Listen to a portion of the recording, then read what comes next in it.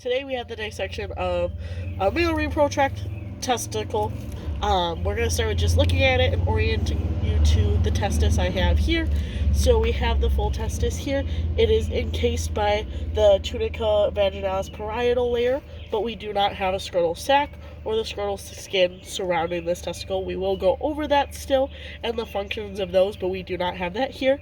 You can kind of see right down here where the tail of the epididymis is. With that, you can watch it go up into the body of the epididymis, and the head will wrap around onto the testicle here. That will be under the parietal layer. And then we'll start today by looking at the spermatic cord, which is right up here. So there are three parts of the spermatic cord here. We'll start with the vas deferens, which can be found right here. So in my left hand, I have the vas deferens. This is a smooth muscle covered tubule that will attach the tail of the epididymis to the urethra of the penis. It is all smooth muscle, so it has inner circular layers of muscle and outer longitudinal layers of muscle that allow it to have peristaltic contractions to move sperm up into the internal parts of the male reprotract and then out through the penis. With the vas deferens, we can also take a small cut off of here, which is called a vasectomy. So I'll take a small piece off of here.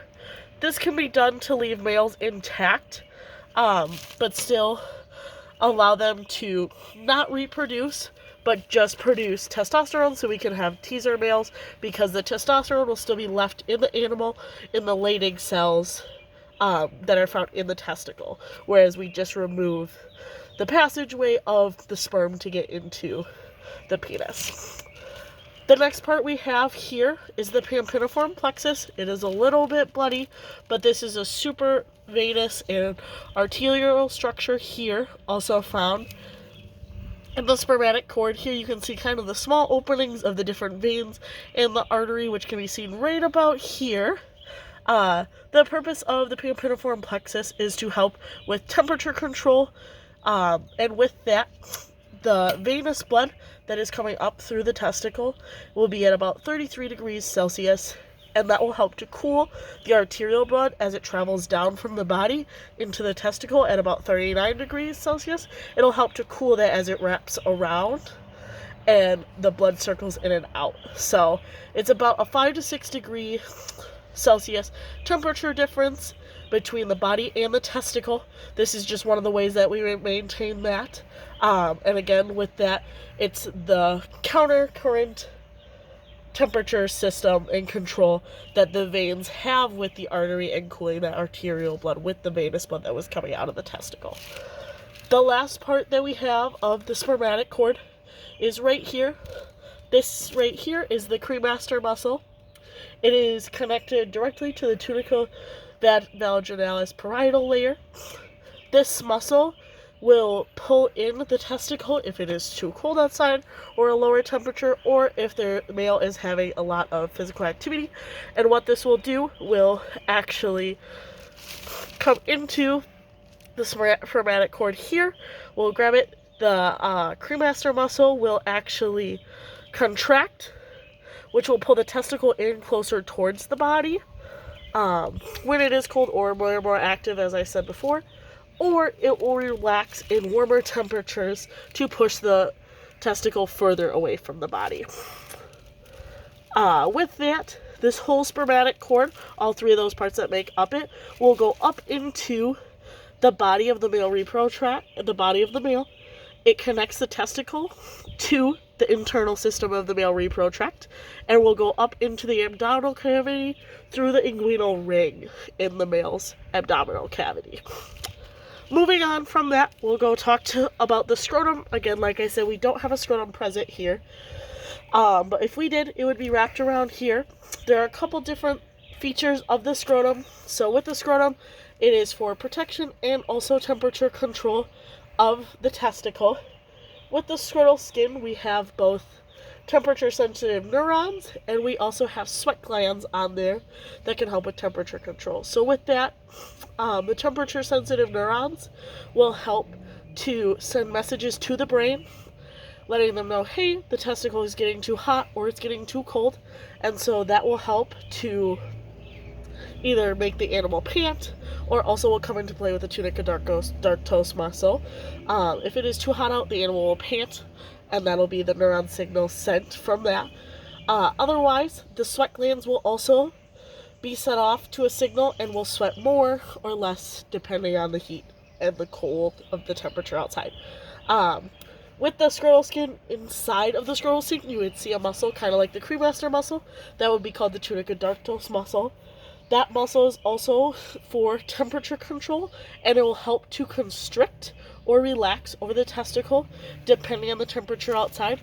So if the temperature is high and the animal needs to cool down, the tunica darctos muscle will relax and allow for a larger surface area for more of those sweat glands to be available to sweat, and also for more surface exposure to the air and allowing for those other neuron signals to be sent. If it is too cool outside, that tunica darctos muscle will contract and will actually tighten over the testicle and reduce the surface area. With that, we're going to move into the layers of the testicle. So first, you can see here, as we talked about before, we do have the whole outer layer here that is the tunica vaginalis parietal layer. It's kind of like a sock that covers all of the different pieces of the testicle here. And as you can see, it's kind of like a softer sliding layer that allows the testicle movement inside of here. So now we'll cut that off and get into the rest of the testicle dissection. Now that we have removed the tunica vaginalis parietal layer, which is in my hands here, as you can see, like I said, it's got that whiter inner layer that is smooth to move easily around the testicle when it is in this sac. Also, just to point out, as I had said before, with the cremaster muscle being attached to the parietal layer, it did come completely out, as you can see here, with that parietal layer. So now we have the testicle. The layer you see on the outside here is the tunica vaginalis visceral layer. I did make a slight incision before the video just to also show you, so you can appreciate that there is another layer in there. So right along this incision here, I'm going to grab the layer that is the tunica vaginalis visceral layer, and in between here you can see that white connective tissue layer. That is the tunica albuginea, which is that tissue that was also found in the uterus. That is mostly for structural support and keeping the testicle intact. Now we're going to move on to looking at the epididymis. So I'm going to flip it over here just because it gives it a little bit better of a look here. So we have the epididymis here that wraps the testicle. We have the head up here. We have the body to the side. And then we have the tail down here. As you can see, it's got that little bit of a hub. And then if you look a little closer, you can see the tubule that comes up this way. That is the vas deferens, and where it attaches to the tail of the epididymis here. So we're going to go over a couple functions with the epididymis here. So there are 4 main functions with the epididymis. The epididymis here is connected to the testicle by the efferent ducts, which are microscopic. We won't be able to see them today in this dissection, but it is a passageway for sperm from the efferent ducts to the vas deferens, as I said before. So the efferent ducts actually connect to the epididymis head internally in here, and then the sperm begin their travels down through the tail, through the body, and into the vas deferens. Another function of the epididymis is sperm cell maturation. So the sperm cells will take about 2 weeks to mature, going through this process of moving through the head, the body, and then to the tail. They will also lose a cytoplasmic droplet during this time, which will allow them to move with forward motility. With that and the loss of the droplet, another function of the epididymis is absorption of fluids to increase sperm cell concentration. And the final one is storage, which this is mostly just done in the tail, which you can see here. As you can see, it's kind of like a little ball structure here. And the tail can actually house about 5 to 10 ejaculations of sperm's worth in this little tail of the epididymis here. As the day goes by, it will go down in concentration as more ejaculations are let go, but it can house about 5 to 10 ejaculations there. With that, we're going to move on into the actual structures inside of the testicle that produce sperm. So I'm going to cut the epididymis off, and then we'll go into the internal structures of the testicle.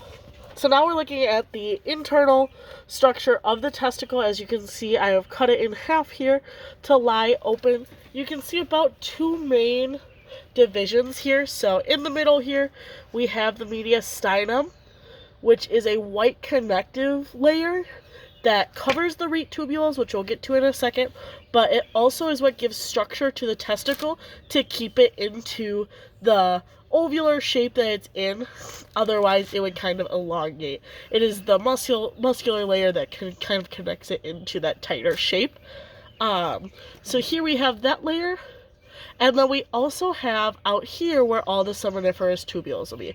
So this looks like it's most of the testicle, which it does turn out to be, because that takes up about 90% of the weight of the testicle. Breaking this down a little bit more, we're going to go into some microscopic stuff that we won't be able to see on the actual dissection, but we do have a picture, so we'll move on to the picture here. So talking about what we were just talking about, just to orient you to this picture, we have a microscopic view of the seminiferous tubules and just some of the parts there that I'll explain. So in this picture, you can see about 5 different seminiferous tubules. As you can see, there are these circular tubules that have the lumen on the inside that is open. In between these seminiferous tubules are vascular areas with capillaries and blood and veins and things like that.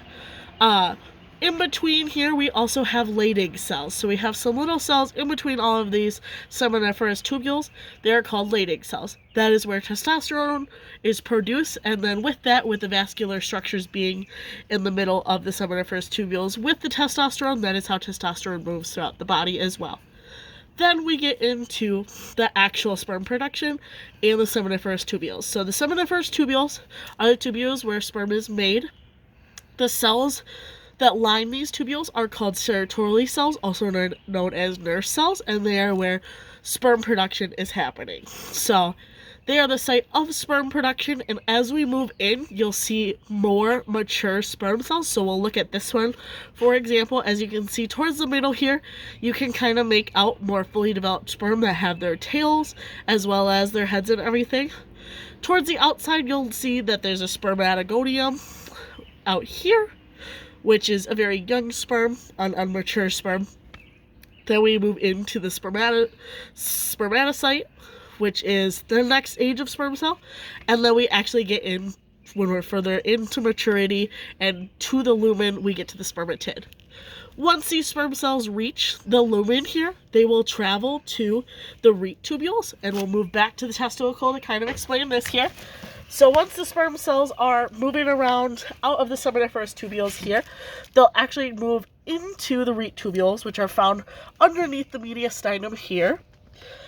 Then those rete tubules connect to the efferent duct system, which are also microscopic, so we won't be able to see, but they'll be up at the top here, where they connect to the head of the epididymis here. So they'll come from the outside of the seminiferous tubules, work their way into the lumen as they mature and grow. Then they'll work into the rete tubules, go up to the efferent ducts and out through into the epididymis, down the epididymis, body and tail, and then up through the vas deferens to reach the penis. And with that, we're just going to go over a quick overview again of some of the temperature regulation stuff we talked about with the testicle, but otherwise all of our main anatomy has been covered. So with this, we do have about 4 thermoregulatory mechanisms that we did go over that we'll just briefly cover again. The first of those is the thermosensitive neurons. We can't see those here because they're in the scrotal skin. With that, that helps to tell the animal to pant, or also can help with the tunicodactylus muscle and contractions and releasing with those if it is too hot or too cool. If it is too hot, Those thermosensitive neurons will tell the brain and tell the animal to pant and breathe faster to help get more air in and cool the body. With that, there are also sweat glands on there as well to help regulate temperature in kind of the same way. With the scrotum, again, there's also the tunica darctos muscle, which will take the scrotum and allow the surface area to either increase or decrease depending on the temperature. If it is too cold, the tunica darctos muscle will contract and decrease the surface area on the testicle, kind of contracting around the outside of our testicle here, to lessen the surface area, therefore to keep more heat in, or it'll increase surface area to help get rid of that extra heat when it's extra hot out. Then we move into the cremaster muscle, which, like I said a couple times, you find here. It's part of the spermatic cord, which we ripped off with the tunica vaginalis parietal layer. This will help to either bring the testicle closer to the body or push it further from the body, depending on the temperature. With that, if it's cooler outside or if we're going under a lot of exercise, it will actually help pull the testicle into the body through the inguinal ring with that spermatic cord, or it will relax and push the testicle further from the body. The last thing we have is also part of the spermatic cord that we've seen before, is we have the pampiniform plexus here. So it's looking a little bit rough just throughout the dissection, but you can still see here the vascular nature of this structure. We've got the openings to these arteries and veins all in here. With that, we have the counteractive heat, so we'll have the cool venous blood heading back up to the heart that cools the arterial blood coming from the heart to the testicle, and it'll allow for about the 5 to 6 degree temperature difference from that 39 degrees Celsius coming from the body to the 33 degrees Celsius coming up from the testicle. And that venous blood will help to cool the arterial blood as they move past each other. And those are the main ways that the testicle will thermoregulate.